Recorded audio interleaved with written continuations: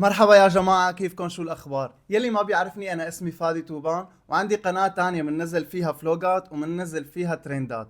لهيك انزلوا اشتركوا فيها وكمان اشتركوا بهي القناة. طيب قبل ما نبلش الفيديو أنا عندي سؤال، شو قصة المنتخبات العربية؟ شو عم يصير يا جماعة؟ مصر طلعت، تونس طلعت، الجزائر طلعت، وهلا في العراق والاردن وحده منهم راح يطلعوا، وفي عندنا قطر وفلسطين وحده منهم راح يطلعوا، واللبنان طلعت. في كتير منتخبات عربيه كنا متوقعين انه يتاهلوا لمراحل متقدمه خصوصي بكاس افريقيا، وكلهم طلعوا. لهيك شو اللي صاير؟ حدا يجاوبني بالتعليقات. طيب فيديو اليوم عبارة عن شو؟ الفيديو اليوم عبارة عن انه بدنا نشوف سوا مباراة العراق والاردن، والمنتخبين انا كتير كتير بحبهم ومالي عرفان مين بدي شجع بصراحة، بس انا اللي متأكد منه انه رح تكون مباراة حماسية كتير، واللي متوقع انه رح تكون من اجمل مباريات دور ال 16 بكأس اسيا. لهيك بدون ما اطول عليكم، بقيان المباراة شي 5 دقائق. لهيك لا تنسوا تشتركوا بالقناة وتحطوا لايك على الفيديو. بلشت يا جماعة، بلشت المباراة. على فكرة ما بنعرف مين رح يفوز وما بنعرف مين المنتخب الأقوى، يعني الأردن عمل دور مجموعات خارق للعادة، والعراق هزم اليابان يا جماعة، اليابان. لهيك المنتخبين فايتين بقوة على البطولة وما لنا عارفانين مين رح يربح فيهم. بس أنا من وجهة نظري بتوقع المنتخب الأردني هو اللي رح يفوز.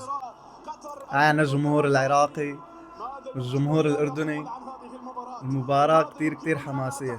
اللاعبين عم يسلموا على بعض، وتشكيلة المنتخب العراقي وتشكيلة المنتخب الأردني، وهي حكام الفار. بداية يا جماعة، بداية نارية.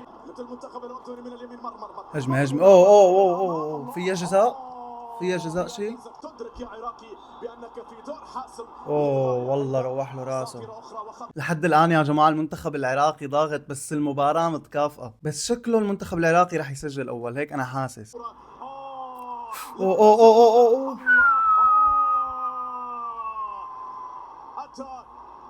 والله الخطأ من الحارس كان راح يكلفهم جول للعراق. هجمة للأردن خطيرة. أوه والله يا الحارس، كفو عليك، كفو عليك، كيف شفتها؟ يسعد دينا. الأردن ضاغط. عراق. والله فكرتها جول، فكرتها جول لحسين علي. يا إله يا إله، المباراة شو حماسية يا جماعة. الجهة عبر، المرضي راح، المرضي تقدم، المرضي سدد، ولكن وين. يعني هي الزاوية يا جماعة كتير صعبة للتسديد، فهو يعني يا بتجي جول يا بتطلع لبرا، خلص ما عنده حل تاني يعني. انفرادة، انفرادة يا جماعة. أوه. والله الحارس مبدع اليوم، حارس العراق لحد الآن هو رجل المباراة. إبداع يا جماعة. شوفوا كيف، والله تصدي خارق.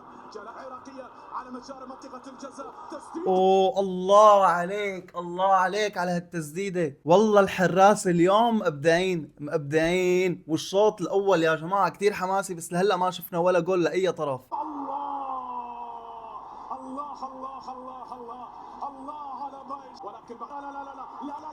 يلا.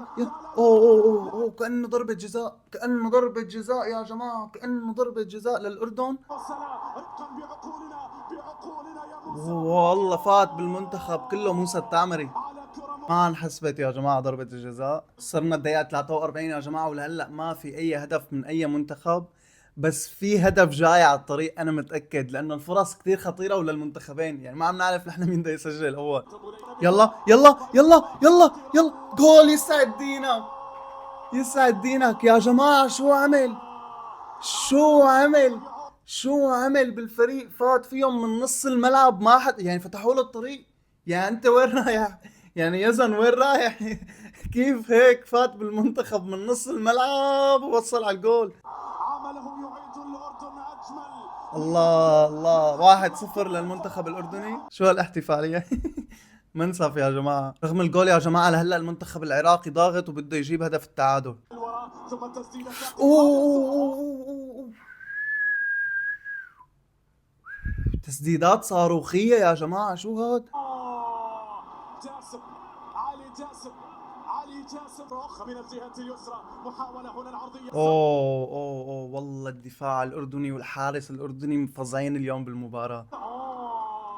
أبو ليلى، يزيد أبو ليلى في المكان المناسب. مرمى اليوم الأردني ما عاد عرفت مين يمدح، أنا الحارس العراقي ولا الحارس الأردني. أوه،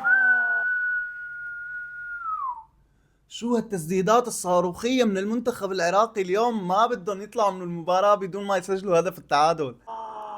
والله خطيرة، والله خطيرة خطيرة خطيرة. دقيقة 60 يا جماعة، وحاليا يعني المنتخب العراقي ضاغط بكل ما يملك مشان يجيب هدف التعادل. يعني اللعب كله تقريبا بملعب المنتخب الأردني، لنشوف شو حيصير. اوه، عارضة عارضة يا جماعة، يا الله يا الله شو عم يصير. لا لا والله الحارس صدى، يا الله الحارس اليوم مفظع يا جماعة. إذا ضلت الفرص للمنتخب العراقي هيك فرصة ولا فرصة وهجمة ولا هجمة، إجباري رح يكون في هدف وهدفين كمان للمنتخب العراقي. أنا هيك قلبي حاسسني، لأنه خلاص تحسوا المنتخب الأردني مسلمة للمباراة، بس عم يلعبوا دفاع. يلا يلا. أوه, أوه, أوه أخيرا المنتخب العراقي بيسجل هدف التعادل يا جماعة. قلنا لكم بعد كل هذا الضغط المنتخب العراقي راح يسجل. يلا يلا يلا يلا. جول جول جول جول للمنتخب العراقي. ريمونتادا بهالمباراة يا جماعة، ريمونتادا صارت، يا إلهي يا إلهي، والله جول رهيب يا جماعة. شوفوا شوفوا، ضلينا ساعة نمدح الحارس، صفقناه عين كأنه كأنه صفقناه عين، وحكيت انه المنتخب الأردني راح يتأهل كمان صفقناه عين وأكل ريمونتادا. لا انا خلص راح اسكت، ما دخلني بالمباراة كلها. انا بس بدي افهم ليش طردوا للاعب. يعني هو قلد الاحتفالية اللي عملوها هن للاعيبة الأردن، عملوا احتفالية المنسف، اجا هو وقلدهم. ليش الطرد؟ اكتبوا لنا هذا الشيء بالتعليقات واعطونا تفسير لشو الطرد يا جماعه. دقيقه 80 والنتيجه 2-1 بعد الريمونتادا اللي عملها المنتخب العراقي. انا ما عاد عرفت شو بدي احكي، ما عاد عرفت شو بدي اعمل، ما عاد عرفت مين رح يربح بهالمباراه. خطيره خطيره، اوه جول جول جول جول يا جماعه، جول التعادل للمنتخب الاردني. يا الهي شو هالمباراة، شو هالمباراة، شو هاد، شو هاللي عم يصير. الدقيقة الثانية يا جماعة او الثالثة من دقيقة 90 حطوا جول التعادل للأردن. لسه ضال الاربع دقائق لتخلص المباراة او 5 دقائق، لنشوف شو حيصير فيها. اوه اوه اوه جول جول، يا الهي شو هالمباراة هي. يا إلهي يا إلهي يا إلهي يا الله. خلص الأردن يا جماعة رسميا لدور الثمانية. يا إلهي يا إلهي يا إلهي، المباراة شو هالمباراة هي، شو هالمباراة. الجول بآخر دقيقة، جول بآخر دقيقة، ومن وين؟ من خارج منطقة ال16. الدقيقة السابعة من وقت بدل الضائع حطوا جول الفوز. يا جماعة مباراة أنا بصنفها لحد الآن أحلى مباراة بدور ال16. ألف ألف مبروك للمنتخب الأردني، وهارد لك للمنتخب العراقي. كل الحب والاحترام، الشيء اللي عملتوه بهذا البطولة ما كان حدا متوقع أبدا إنه تعملوا هيك نتيجة على اليابان. وهي المباراة كانت مستحقة للفريقين، يعني الفريقين لعبوا بأحسن إمكانياتهم، بس سبحان الله كيف القدر خلى الأردن تربح. هيك ألف مبروك، كلياتنا واحد، إن كان المنتخب الأردني أو المنتخب العراقي رح نفرح لكم. وإن شاء الله إن شاء الله بتعوضوها بالمباراة الجاية. وألف مبروك للمنتخب الأردني، وعلى هذا الأداء أنا متوقع يوصل المنتخب الأردني للنهائي ويربح البطولة كمان. هيك إذا عجبكم هذا الفيديو لا تنسوا تشتركوا بالقناة وتكتبوا لنا تعليق حلو، وسلام.